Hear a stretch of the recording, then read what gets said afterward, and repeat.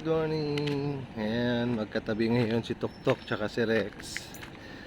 Nilabas ko muna si Rex kasi meron kaming gathering sa bahay. Sa garahe kami magkakainan, magluluto. So ito si Tuktok, ayan naman si Rex.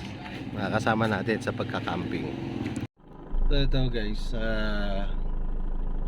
gagamitin muna natin itong si Tuktok. Meron lang tayong pupuntahan. So ikabit natin dito sa ating holder.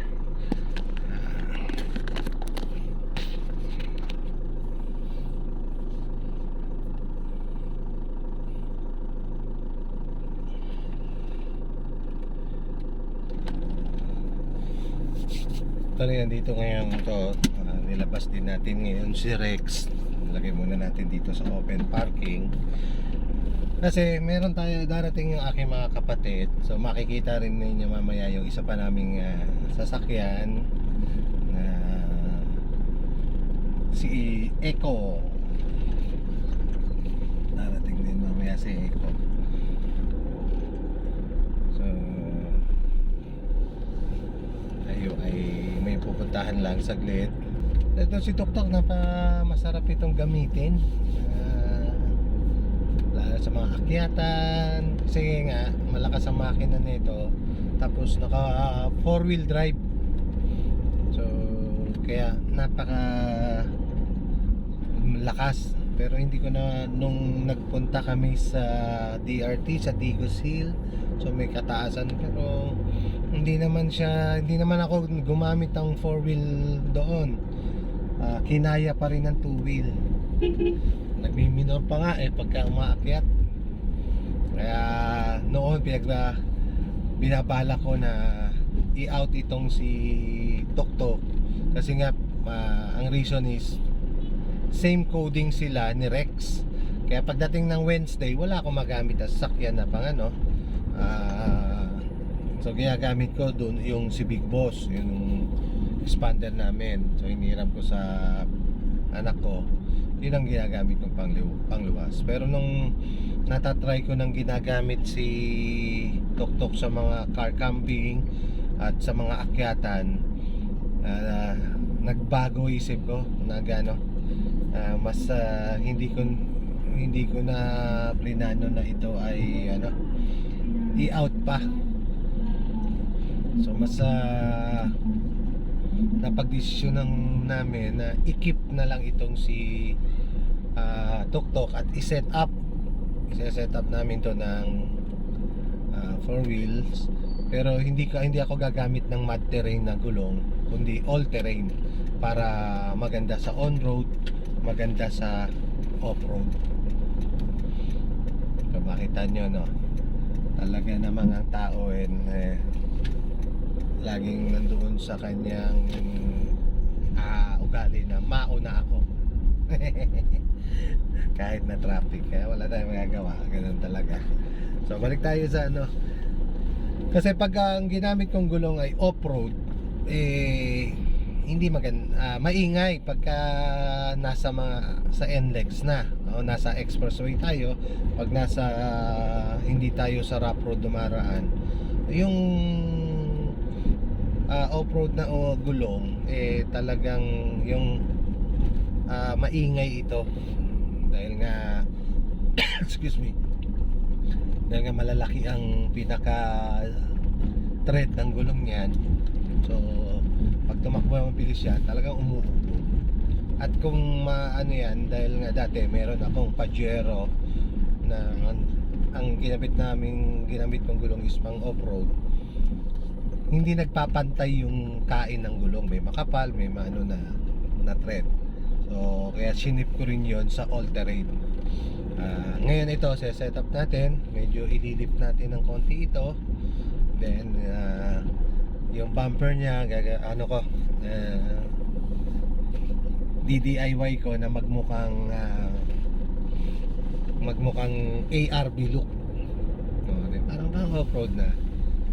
Gagamit lang tayo doon ng mga plastic materials, yung mga carbon fiber, yun yung gagamitin natin. So, abangan nyo po yung mga gagawin natin yon.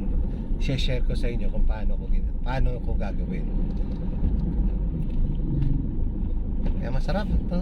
Talagang nakaka-enjoy gamitin ito. Talaga medyo maingay lang yung makina nito kasi ito yung mga old school diesel, yung mga unang mga naging diesel ng Hyundai kasi 2005 model ito.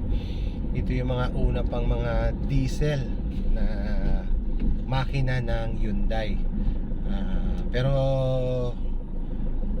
hindi naman siya as in dahil may maingay. Normal yung pagiging maingay niya. Pero yung hatak niya, normal na normal. Napakaganda. Napakalakas. So nandito na ako sa pupuntahan ko. So, cut ko lang saglit itong ating video.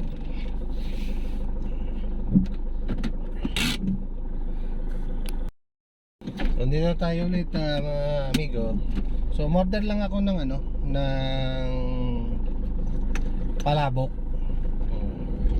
Kasi masarap yung palabok dito sa Marilao. Talagang maraming umu-order ng palabok na yan. So ito nga, balik tayo doon sa pinag-usapan natin. Ito nga si Tuktok ay ito yung napasarap kami. Although na siya ay matanda na kasi 2005 model siya.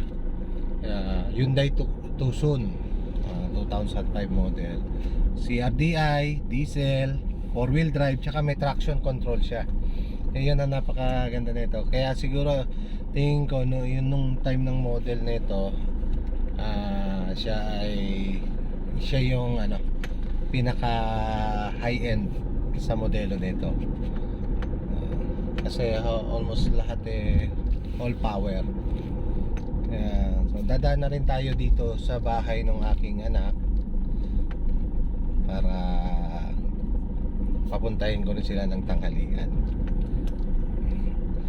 Tsaka sa edad niya na itong si Tuktok, sa edad nito na almost ilang taon na kasi 2005,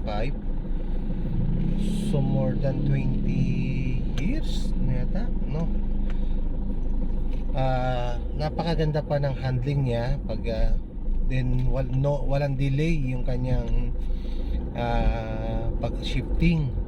Pagkatapos sa akyatan, na makikita nyo naman doon sa mga past video na yun nung sinusundan ko si Hello Kitty, talaga namang sumisibad, talagang hindi papahuli sa akyat. So nandito na tayo sa bahay ng aking anak. So puputulin ko lang ulit yung video. Mamaya tuloy natin yung ating pagkwekwentuhan. So ito na tayo ulit guys mga amigo. So balik na tayo sa ating bahay. So ayan mga amigo, andyan, ayun, nasa loob ayun si Big Boss sa loob yung sa naming yung expander namin. Hyundai Tucson 2005 model. So masarap ang handling niya. Sa NLEX, walang kabig. Then talagang swabe pang manakbo. Kaya sabi ko sa edad niyang ito, napakaganda pa. Kaya lang kaya napag-iisipan dahil nga same coating. Pero ngayon wala na. Hindi na i-out itong na to. Itong si Tuktok. Pagagandahin ko, set up ko ng pang off-road. Tingnan ninyo, ipapalit natin itong si Tuktok. So nahinapan tayo ng traffic. So meron na namang mga pagkapatay, talagang kewa ko bakit kailangan special treatment ang isang patay. So hindi tayo.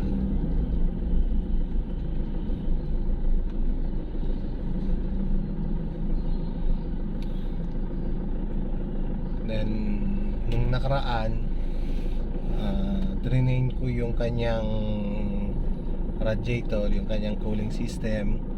Kasi meron tayong pagka traffic, naka-drive. Ito kasi matik itong si ano si Tuktok.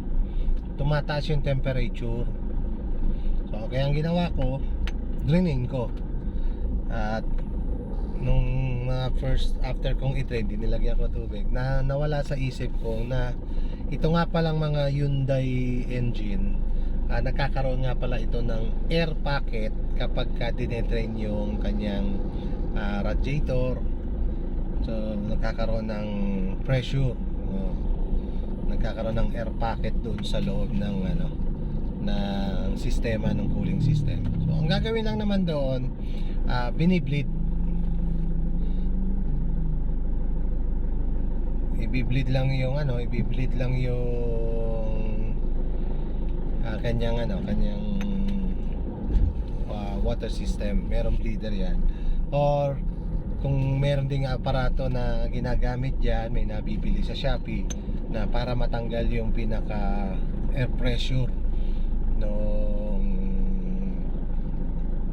nitong sistema nitong water system ng tuso.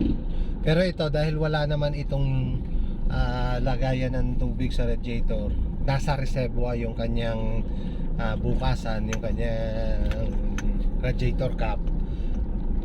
Ginawa ko, meron akong video na in-upload kung paano ko siya blinid. So meron siyang isang hose, yung return papunta doon sa reservoir. Yun yung tinanggal ko. Kasi talaga pag hindi natin ang cause doon, pag hindi natin natanggal yung pinaka air pocket na yon, yung pinaka pressure na yon, ang mangyayari, hindi yung cooling system ng ating sasakyan hindi po magpo-flow kasi binablock niya. So ang mangyayari, yung tubig sa reservoir hindi papasok. Kaya ang nangyayari doon sa ating engine, umiinit. So kaya, pero nung ma-release ko yung pressure, ayun, gumaganda. Kahit ngayon, kahit anong traffic, katulad ngayon. Dati ito, pagka start ko pa lang ng makina, so siguro mga 100 meters pa lang diyan, nandun na siya kaagad sa level. Pero ngayon, nakakaikot na tayo, ilang kilometers, nandun pa rin siya sa unang guhit pa lang nung So mamaya yan, saka pala magno-normal. So yun yung palatandaan na maganda yung circulation nung cooling system niya.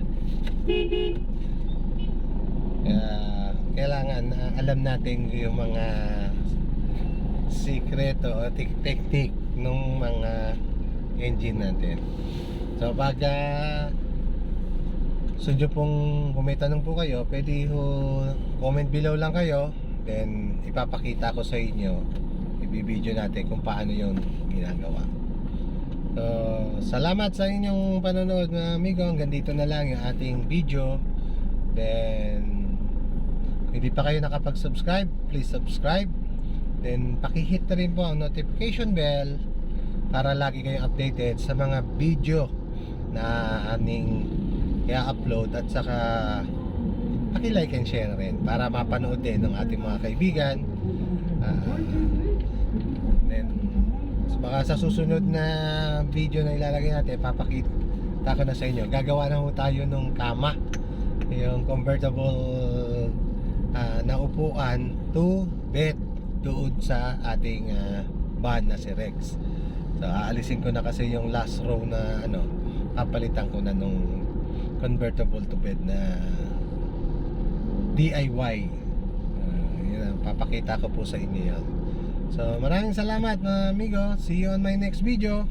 All goods!